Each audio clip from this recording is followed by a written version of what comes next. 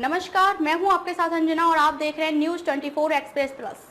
आइए शुरुआत करते हैं आज की प्रमुख खबर से। स्टर्लिंग हॉस्पिटल के अनुभवी डॉक्टर की कैंसर एवं यूरोलॉजी सेवाएं अब जोधपुर में भी उपलब्ध। गुजरात के प्रसिद्ध डॉक्टर जोधपुर में भी ओपीडी सेवाएं देंगे। अहमदाबाद के प्रसिद्ध हॉस्पिटल स्टर्लिंग अस्पताल की विभिन्न सेवाएं अब जोधपुर रेजिडेंसी रोड स्थित मणिधारी हॉस्पिटल में भी उपलब्ध होंगी। स्टर्लिंग हॉस्पिटल के चिकित्सकों द्वारा कैंसर सर्जरी, बोन मैरो प्रत्यारोपण तथा यूरोलॉजी की सुविधा अब जोधपुर के मणिधारी अस्पताल में हर माह दूसरे शनिवार को उपलब्ध होंगी। आंकोलॉजिस्ट और रोबोटिक सर्जन डॉक्टर कुश शाह ने बताया कि ओपीडी में कैंसर संबंधी मुंह, गले, फेफड़े तथा अन्न नली, लीवर, स्तन कैंसर, गर्भाशय, पेट एवं आंत आदि के कैंसर का उपचार रोबोटिक सर्जरी से किया जाएगा। जटिल कैंसर की प्रक्रिया को आसानी से इस रोमांटिक प्रणाली द्वारा संपन्न किया जा सकेगा। यूरोलॉजिस्ट डॉक्टर अंकित वैष्णव ने बताया कि मूत्र संबंधी समस्याओं और मूत्राशय कैंसर का इलाज लेजर और रोबोटिक पद्धति से करेंगे। अहमदाबाद के वेदांत के डॉक्टर साकेत शाह विभिन्न रक्त कैंसर का उपचार तथा परामर्श जोधपुर में देंगे। स्टर्लिंग हॉस्पिटल के पीआरओ अभिषेक पुरोहित ने बताया कि RGHS कार्ड धारकों के लिए यह सुविधा कैशलेस उपलब्ध होगी तथा इसका सरकारी सुविधाओं के अनुसार लाभ भी मिलेगा। सर्जन कोई कर रही है, रोबोटिक सर्जरी करो, ओपन सर्जरी करो, लेप्रोस्कोपिक सर्जरी करो, उसका पहला रूल ये है, सर्जरी जो निकालना है उसमें कोई कॉम्प्रोमाइज नहीं होना चाहिए, राइट। सो सक्सेस रेट तभी की बात होती है जब वो कैंसर निकालने के लिए इक्वल है, तभी वो ऑप्शन है। ओपन सर्जरी करे, लेप्रोस्कोप से करे या रोबोट से करे, अगर वो कैंसर निकालने में ओपन सर्जरी बेटर है तो वो ही करनी है। बट अगर वो सब इक्वल है कैंसर निकालने में, जिससे पेशेंट को बेस्ट फायदा हो, तो वो ऑप्शन हम देते हैं। सो कैंसर निकालने के लिए robotic surgery is equal to और नॉन इन्फेरियस, का मतलब उसके जितना ही ठीक है जितना ओपन सर्जरी में निकाल सकते हैं। अभी उसकी बात हुई फायदा, जब सक्सेस बोलते हैं। सो जो छोटी कैविटी है, जो जहाँ नैरो काम है, जैसे अपने थोरेसिक छाती का भाग देखें तो उसमें 2 फेफड़े होते हैं। तो छाती के भाग में अगर हम अन्ननलिका कैंसर का ऑपरेशन करना है, फेफड़े का ऑपरेशन करना है, तो जगह ही नहीं है काम करने के लिए।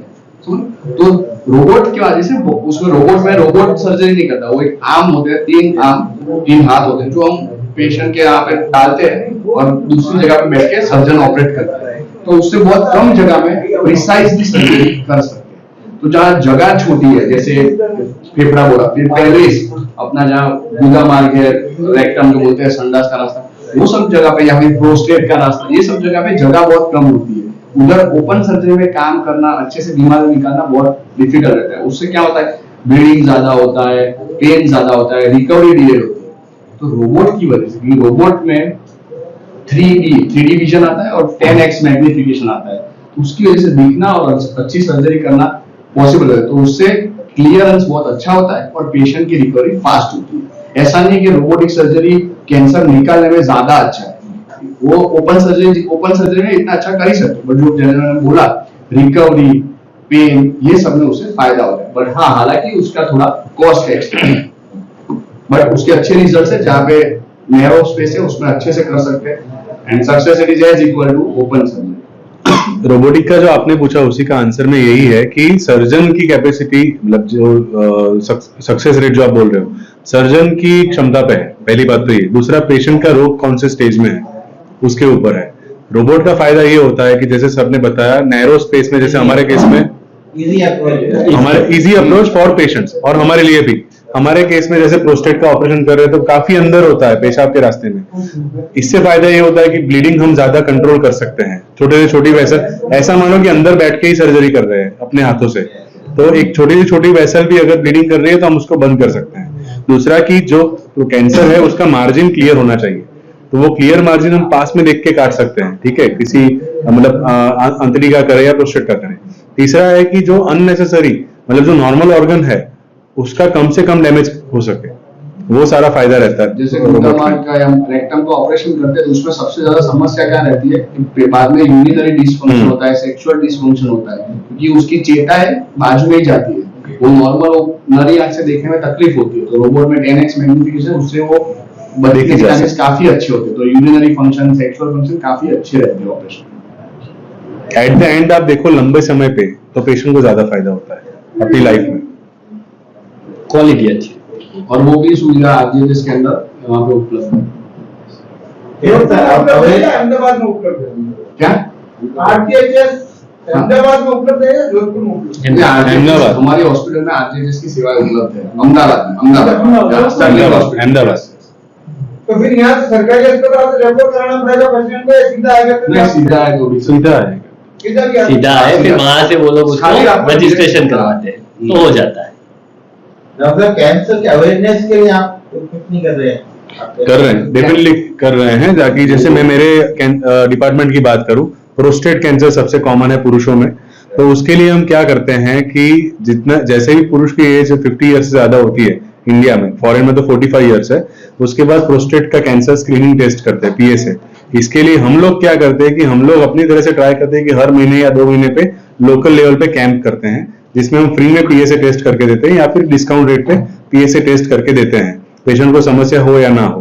ताकि उससे क्या है कि मोटा मोटी पता चल जाता है कि इनको कितना खतरा है आगे जाके कैंसर होने का या नहीं है। ये एक हो गया अवेयरनेस। दूसरा, हम टॉक्स भी रखते हैं कि ओल्ड पीपल के गैदरिंग में जाते हैं, वहां पे उनको एजुकेट करते हैं कि प्रोस्टेट क्या है, प्रोस्टेट कैंसर क्या है, उसके बारे में। ये सारी चीजें कम्युनिटी लेवल पे हम लोग करते हैं। बाकी हॉस्पिटल में जब पेशेंट आता है तब तो पूरा चेकअप होता है। आपके माध्यम से भी ज्यादा अवेयरनेस के लिए 2 चीज होती है, कम्युनिटी स्क्रीनिंग और अपॉर्चुनिस्टिक स्क्रीनिंग। सो जो कम्युनिटी स्क्रीनिंग की सर बात कर रहे हैं उसमें गवर्नमेंट और एजुकेशन उसका बहुत बड़ा रोल है। यानी गवर्नमेंट फैसिलिटीज में या फिर एजुकेशन से उनको समझाना चाहिए, फिर जो लोकल डॉक्टर्स हैं उनके तरफ से उनको सलाह मिलनी चाहिए। पेशेंट्स डायरेक्ट हमारे पास नहीं आते, वो तो निदान होने के बाद आते हैं। Will go and will aware you, हम डॉक्टर्स को भी बोलते हैं, बट वो डॉक्टर्स जो प्राइमरी फिजिशियंस है, प्राइमरी कंसल्टेंट है, उनका अवेयर होना बहुत जरूरी है। कि भी स्तन कैंसर है, उसमें 40 साल की उम्र पे मैमोग्राफी हर महिला को करना चाहिए। तो हम भी जाके उन्हें बोला ऐसे टॉक्स और देते हैं, और इसको बोलते हैं कम्युनिटी स्क्रीनिंग। अपॉर्चुनिस्टिक स्क्रीनिंग जो सर ने बोला, हमारे पास पेशेंट आएगा आज 45 के 55 ईयर्स का बंदा है, उसको तकलीफ है मुंह की, बट साथ में हम प्रोस्टेट का रिपोर्ट करवा देते हैं। सो प्रोस्टेट का स्क्रीनिंग भी हो जाता है। So this is called opportunistic screening, कि उनको रेकमेंडेड है तो करना चाहिए। बट थोड़ा गवर्नमेंट के लेवल पे कम्युनिटी हेल्थ प्रोग्राम उस सब में भी उसका इंक्लूड करे तो अवेयरनेस बढ़ सकती है। अवेयरनेस बढ़ी भी है। सर्जरी का निशान हूँ।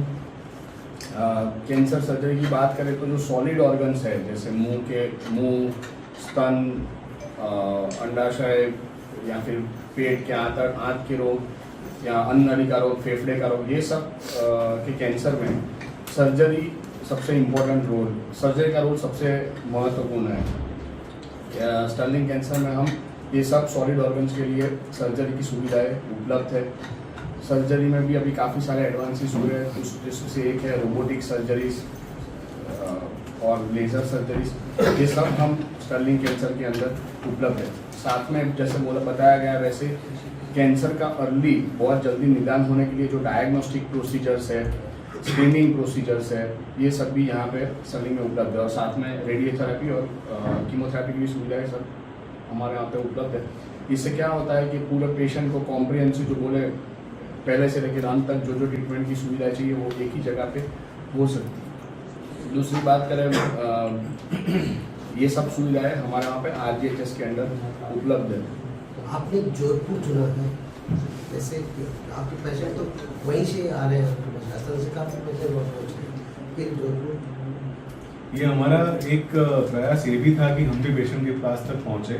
दूसरा ये रहता है कि हम तक जो पेशेंट पहुँचते हैं वो मान लीजिए 1 या 2% जिनको अवेयरनेस है।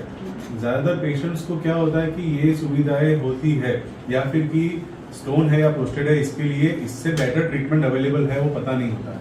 तो वो जो ट्रीटमेंट ले रहे हैं उससे ज़्यादा बेटर ट्रीटमेंट वो पा सकते हैं। उसके लिए हम अवेयरनेस भी फैलाना चाहते हैं कि हमारे यहाँ पे ये अवेलेबल है, you can get it in affordable rate. दूसरी चीज़ है कि पेशेंट्स ऑलरेडी जोधपुर से हमारे पास काफ़ी आ रहे थे। सो क्या होता है, उनको फॉलोअप में हर टाइम आना पड़ता है। तो 1 माह की इधर OPD है तो ट्रीटमेंट वहाँ लेते हैं, फॉलोअप में हम इधर ही उनको कर देते हैं, तो उनसे भी उनको अच्छा रहता है। वो दूसरी बात की जो काउंसलिंग है, फर्स्ट कंसल्टेशन, वो सब यहाँ पे हो जाता है, तो उनको भी आगे आने की गाइड कैसे प्रिपेयर करके आना हो, वो सब मिल सकता है। हमारे कई पेशेंट का फॉलोअप यहाँ पे सर, जैसे सपोज वहाँ पे ऑपरेट किया है, 1 महीना 2 महीना हो गया, वो वहाँ पे नहीं आ रहे, तो यहाँ पे एटलीस्ट रिपोर्ट दिखा सकते हैं। बोन मैरा प्रत्यारोपण क्या है, वुंड क्या है? कोई भी कैंसर होता है तो क्या हुआ कि हमारी इम्यूनिटी ऐसी है कि अपने कैंसर सेल को ढूंढ नहीं पा रही, इसलिए वो कैंसर बढ़ता जा रहा है, राइट।